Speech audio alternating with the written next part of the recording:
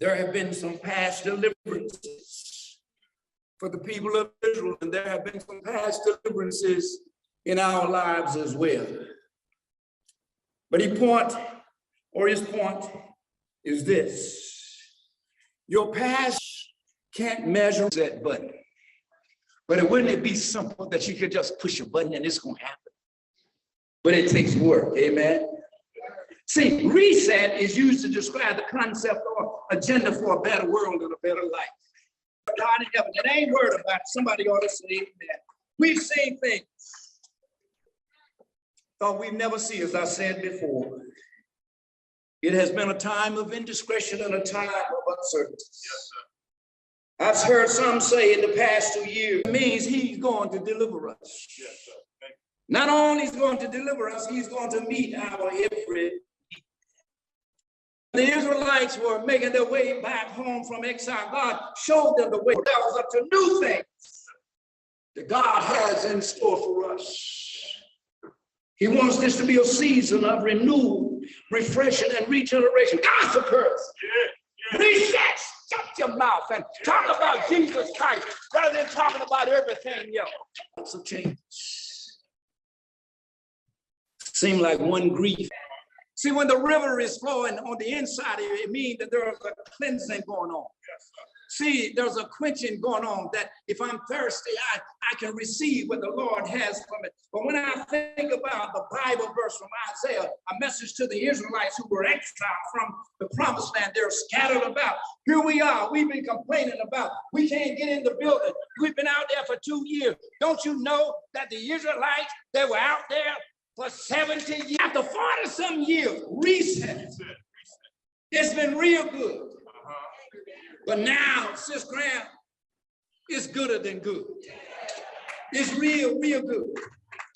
Let me just go on so I can get out of the way. I come to tell you today that your desert experience ain't gonna last forever. I want you to know that we're in a post-pandemic and we're coming out of it. And real mean, we need to hit the reset button. Because love will kill evil every time, if you believe it. Somebody say, man, just keep on loving. When I thought the pandemic was coming to an end, you know what? It spiraled back up. But here we are. We were able to be creative and innovative regarding our worship. There were times that we were distant from worship. There were times going to happen overnight. It's not going to happen quickly. Number 3, embrace new things. Sometimes God can put blessings right before us, and we allow them to pass us by. Yes, yes. 4, don't waste your time and your energy on unimportant things. 5, don't try to take your mess, set, and get right and get real. You need to take a message today because the Holy Spirit is saying you need a restart. In computer terms, I may not have said that right. But in spiritual terms, God is ready to reboot us. We are in a good position to have.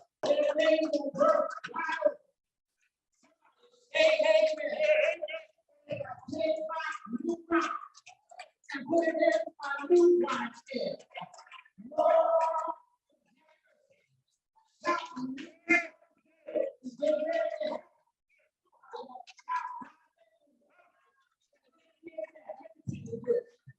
If you got a ragged pants, come on, help us. Somebody say, I'm gonna call somebody.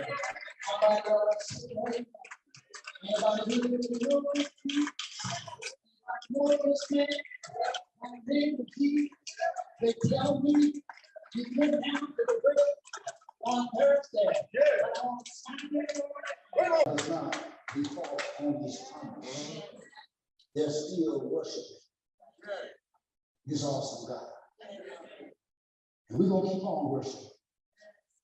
And I believe with all my heart, I'm going to say it one last time.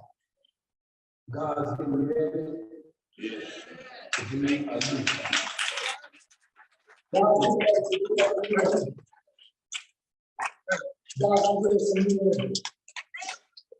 some of us, you know what, we don't even look like we read. Somebody say amen. Physically, spiritually, emotionally, we need to reset. We ain't in church. In my 2 years out of really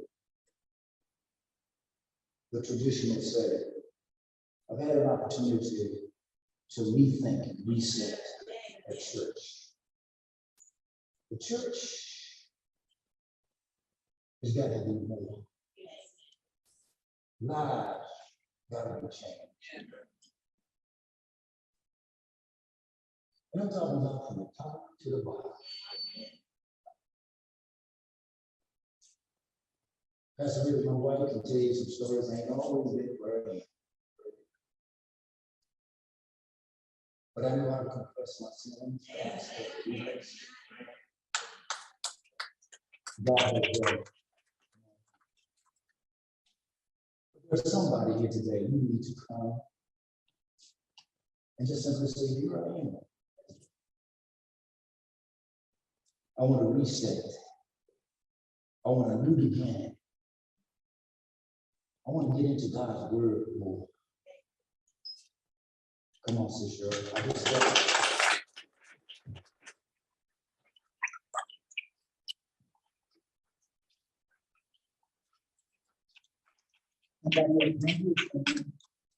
don't say this coming for you need a reset. You need to let Jesus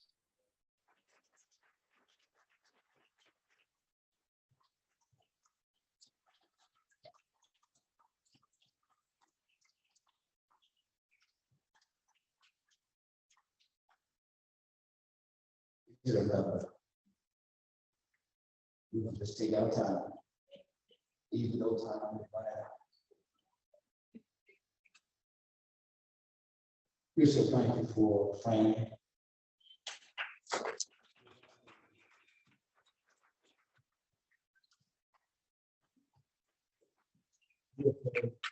Thank you for our sister.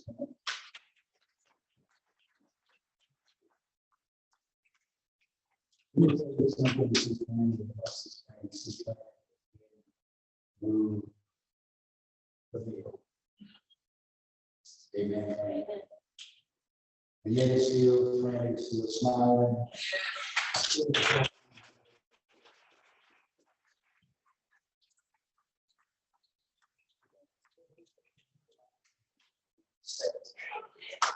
There was a time when it was a total. I'm going to talk too much, but then there was time because she feels what others are going through. So we're so grateful. I know I said too much, but here's what I want you to do, Sister Hannah. You know you are on fire for the Lord.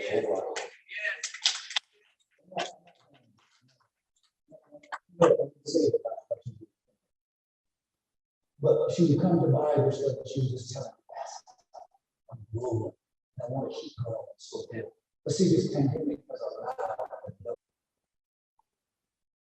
God is getting ready to do something new good.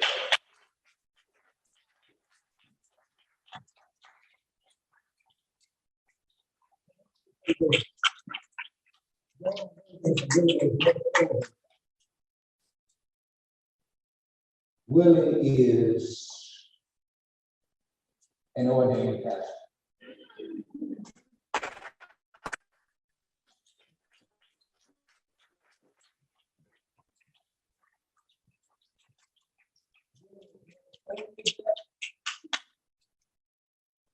But you know, sometimes God reveals things to you.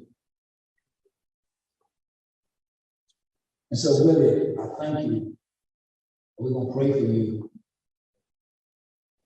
And I know that on Friday nights, I know talking to you. You always say, yeah. Anyway, Willie, I'm so glad that I serve a God that will wash me in the blood of the Lamb. I pray that God will wash you with it, and God will wash his victim in the blood of the Lamb. But now, God, we just entrust him to you. Believing something good is about to happen. We thank you, Lord God, in heaven for us right now, for her rededicating her life to you. One Lord God, you already raised you. But realize, Lord God, I need to reset. I need to get right with you, God, once and for all. And now, God, again, we just pray your covering over her. We receive her today. Maybe we could be in communication with her. Maybe just continue to nurture her, Lord God. We rebuke Satan right now in the name of Jesus. And now, God, we thank you for this, our sister, friend, Lord God, and all that she has meant to the church also. So give you a little container of oil, anointing oil that has been consecrated. We want you today, because we're not going to put our fingers on it. We're going to let you do yourself as we pray. Amen. But we want to do that because we want this to be symbolic of you. Reset. Amen. Which as quickly as possible. Give to, okay, give everybody one, please.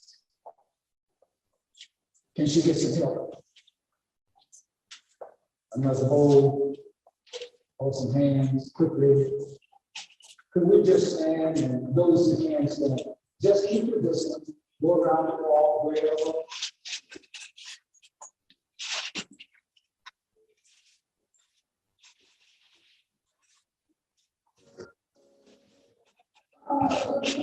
Amen. We're going to ask that when Pastor Riddick asks that you want yourself, that you just take your phone, the name of the Father, the Son, and the Holy Spirit. Amen. Amen. All right.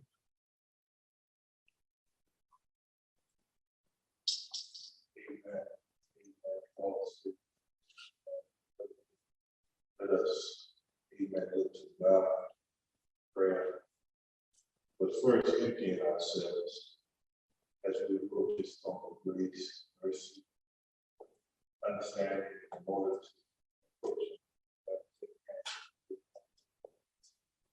So my prayer right now is that there's anything within us that's keeping us away from God. We can come to help in our humility. Let us bow. Our Father and our God, we come before you, God. First, recognizing that thou art God, inside of me there is no one.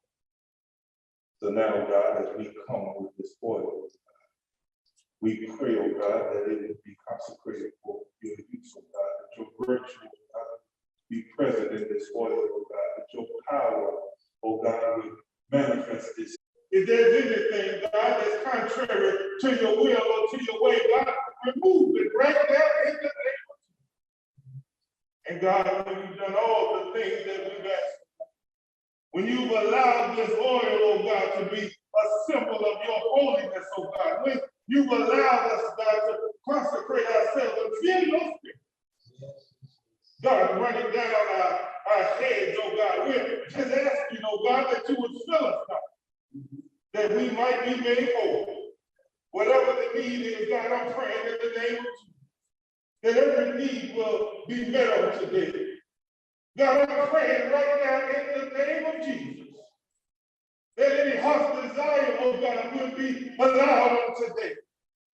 And God, we stand now as empty vessels before you. God, asking, oh God, that you would fill us to an overflow, that we might